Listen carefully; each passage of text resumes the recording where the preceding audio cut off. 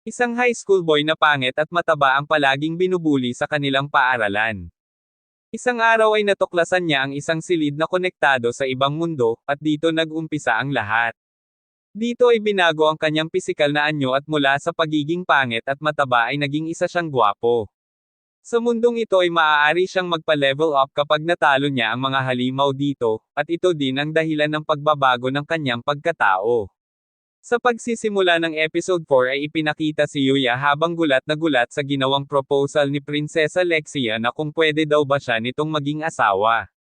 Sinabi ni Owen na huwag daw ito maging padalos-dalos sa mga sinasabi niya. Sinabi din nito na totoong iniligtas nga sila nito ngunit hindi daw ito nangangahulugan na dapat na mag-propose siya ng kasal dahil hindi pa niya ito ganon kakilala, sabi pa nito. Sinabi lang sa kanya ni Prinsesa Lexia na siya daw ay na love at first sight at tinanong niya si Owen kung may problema daw ba doon, sabi pa nito. Naguguluhan si Yuya sa mga nangyayari, ganun pa man sinabi na lang nito na baka daw pwede na umalis muna sila sa lugar na ito dahil hindi daw ligtas dito, sabi pa niya. Kung gusto daw ba nila na doon na lang muna daw sila mag-usap sa bahay nito, sabi pa ni Yuya. Nagtaka silang dalawa na kung talaga daw ba na dito siya nakatira sa gitna ng kagubatan, sabi pa ng mga ito. Pagdating sa bahay niya ay nagtaka ang mga ito dahil totoo nga daw na mayroon pala na kayang mamuhay sa gitna ng kagubatan, sabi pa ng mga ito. Dito ay nagpakilala siya ng formal at sinabi na siya daw ay si Owen, ang Captain of the Knight of Arcelia Kingdom. Nagpakilala din siya ng formal at sinabi niya na siya daw ay ang First Princess of Arcelia Kingdom, si Princess Lexia. Dahil ito ang unang pagkakataon na nakilala niya ito ng formal kaya naman nagulat siya ng husto nang malaman na isa pala siyang prinsesa. Nagpasalamat sa kanya si Owen dahil sa pagligtas daw nito sa kanila at tinanong niya kung ano daw ba ang pangalan nito. Sumagot siya at nagpakilala na siya daw ay si Yuya Tenjo. Sinabi ni Owen na ang pangalan daw niya ay hindi pamilyar sa Arcelia Kingdom kaya nag-usap sila ng prinsesa. Sinabi ng prinsesa na baka daw isa siyang mage na naglalakbay o kaya ay isang nobleman na nakatadhana daw para sa kanya, sabi pa ng prinsesa. Sinabi naman ni Owen sa kanyang isip na maaari daw na ganun ngunit posible din naman daw na isa siyang spy galing sa ibang bansa, sabi pa niya.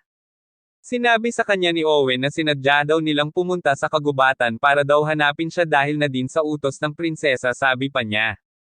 Nilapitan siya ng prinsesa at sinabi na simula daw nang iniligtas niya ito ay palagi na daw niya itong iniisip. Gusto daw niya ito makita at makapagpasalamat daw ng personal at sinabi nito na kung maaari daw ba silang magpakasal, sabi pa nito. Hindi makapaniwala si Yuya sa sinabi ng prinsesa, ganun pa man ay nagpasalamat ito sa kanya at sinabi na sa ngayon ay hindi pa daw siya handa para sa usapin ng pagpapakasal, sabi pa nito.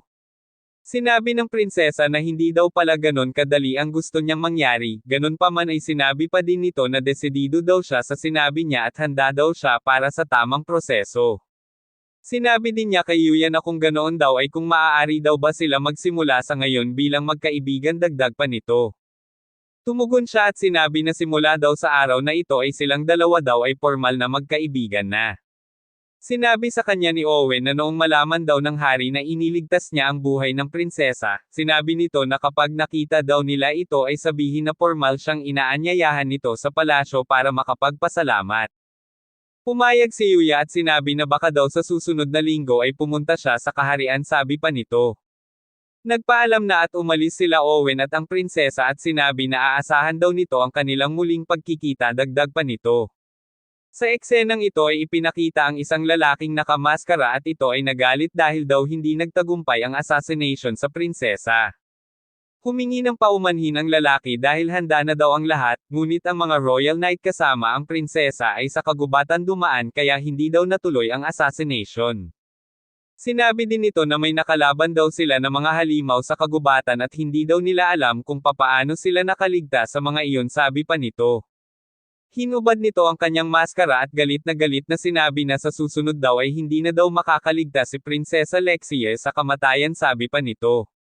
Sa eksenang ito ay ipinakita si Yuya habang naghahanda dahil ito ang kanyang unang araw bilang estudyante ng Ausay Academy. Sa kanyang paglabas ng bahay ay kapansin-pansin siya dahil sa kanyang matikas na pagtindig at talagang angat ang kagwapuhan kaya hindi maiwasan na siya ay pagtinginan lalo na ng mga babae. Dito ay ipinakita na kausap niya ang chairman ng academy at sinabi sa kanya na welcome daw sa unang araw nito. Madami daw sana itong gustong sabihin at ipaliwanag, ngunit may importanteng mga meeting daw ito na dapat napuntahan kaya humingi ito ng pasensya sa kanya. Sa kanilang classroom ay formal na siyang ipinakilala bilang bago nilang classmate. Sinabi ng kanilang guro na ang iba daw siguro sa kanila ay kilala na siya at inaasahan daw nito ang kanilang magandang pakikitungo, sabi pa niya. Ipinakita dito na naglalaro ng soccer ang kanyang mga classmate at dito ay mabilis na nakapag-strike si Rio. Habang pinapanood niya ang mga ito ay sinabi niya na talagang mahusay daw ito, sabi pa niya. Nilapitan siya ng isang babae at tinanong siya kung siya daw ba ay naparito para lang daw ba manood o kung siya daw ba ay maglalaro din. Sinabi niya na sa ngayon daw ay wala pa ang kanyang sport uniform kaya manunood na lamang daw muna siya, sabi pa nito. Umupo sa tabi niya ang babae at ito ay nagpakilala sa kanya na siya daw ay si Kaide Kazuma. Mag-classmate din daw sila at sinabi nito na natutuwa daw ito na makilala siya, sabi pa niya. Ipinakita dito ang team nila Rio habang gumagawa sila ng gameplay at nang sinipa ni Akira ang bola ay aksidenteng nasipa niya ito sa direksyon papunta kanila Yuya at Kaide. Dito ay nag-spin move si Yuya at para hindi matamaan ng bola si Kaide ay sinipa din niya ang bola at ito ay direktang pumunta at tumama sa base ng kalaban.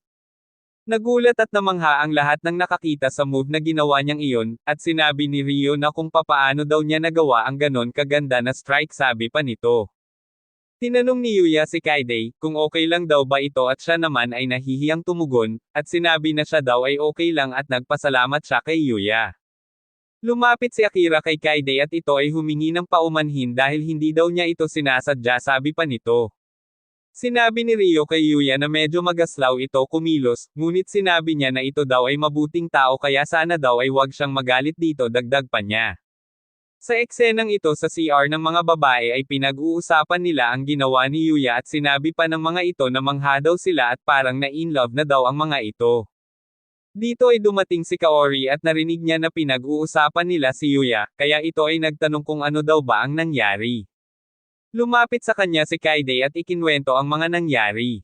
Na kung papaano daw na muntik na siyang matamaan ng bola at salamat daw kay Yuya dahil iniligtas daw siya nito, dagdag pa niya. Sinabi din ng isang babae na kahanga-hanga daw ang ginawa niya, bukod daw sa pagligtas nito sa kanya ay nagulat sila dahil ang bola na sinipa nito ay direkta sa goal ng kalaban pumunta. Dito ay biglang pinag-usapan ng mga babae na bukod daw na ito ay matangkad, athletic na at gwapo pa ay sigurado daw na mayroon na daw itong girlfriend, sabi pa ng mga ito. Tinanong ni Kaide si Kaori kung meron na daw ba at sinagot lang niya ito na hindi din niya alam dahil hindi pa din naman daw niya ito ganon kakilala, sabi pa nito. Pero malungkot din niyang tinanong sa kanyang sarili na what if daw kung meron na nga daw itong girlfriend, sabi pa niya. Sa eksenang ito ay ipinakita si Yuya at nakita niya si Kaori na kumaway sa kanya kaya ito din ay kanyang kinawayan. Nagulat si Kaori nang may biglang pumasok sa kanilang academy at sinira ang kanilang gate gamit ang mga motor. Nakilala ito ng ilang mga estudyante at sinabi na ang mga ito daw ay ang grupo ng Red Ogres. Sinabi din ng mga ito na mapanganib daw sila dahil madalas sila daw ang nagsisimula ng mga kaguluhan sa ibang mga lugar.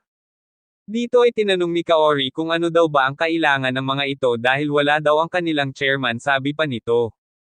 Tinanong ng isa kung siya daw ba ang kanilang pakay at sumagot ang mga ito na siya nga daw ang kanilang pakay. Nakilala sila nito at sinabi na sila ang mga kapatid ni Yuya at tinanong niya ang mga ito kung ano ang kanilang kailangan at bakit nila ito ginagawa. Sinabi ng mga ito na ganti daw nila ito dahil sa pagpapahiya na ginawa niya sa kanila at dahil mas pinili pa nito na si Yuya ang makapasok sa Aosei Academy imbes na silang dalawa, sabi pa nito. Sinabi din nito na ang makapaghiganti daw sa kanya ay ang makakapagpasaya sa kanila, sabi pa nito. Gusto din daw sana nila na makapaghiganti kay Yuya, pero sa ngayon daw ay siya ang priority at dito ay inutusan nila na hulihin si Kaori.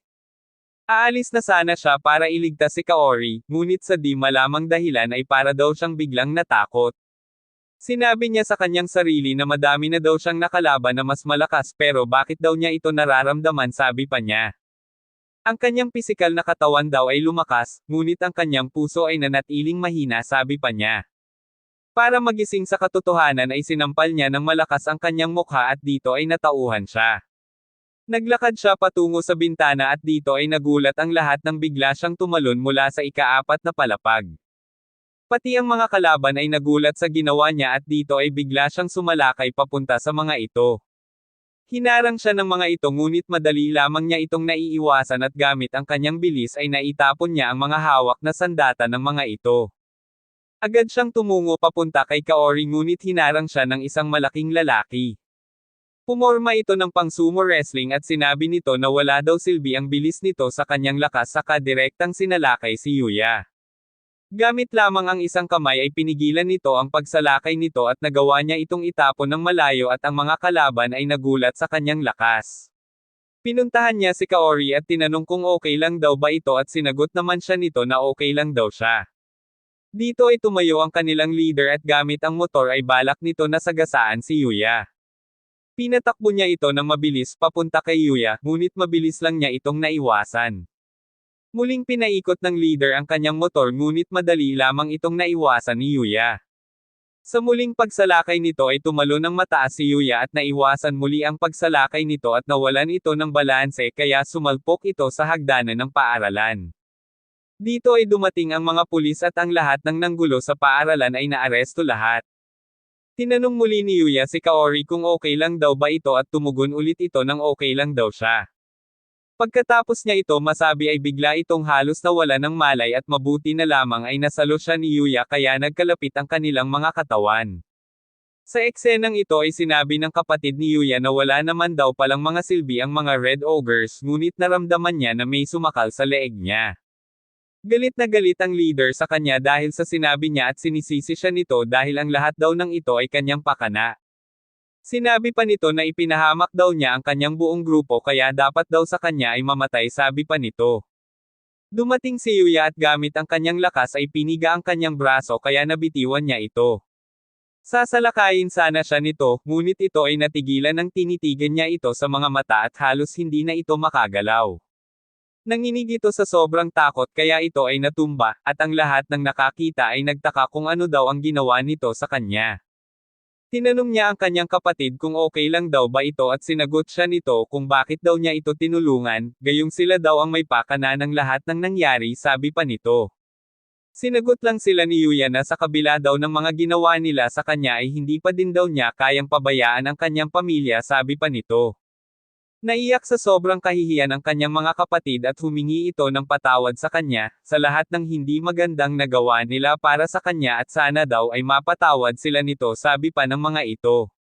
Sa pagtatapos ng episode na ito ay nilapitan siya ni Rio at sinabi na kakaiba daw talaga siya. Sinabi din ng iba niyang classmate na nag-alala daw ang mga ito sa kanya, at sinabi na lang niya na siya daw ay nagpapasalamat sa kanilang lahat.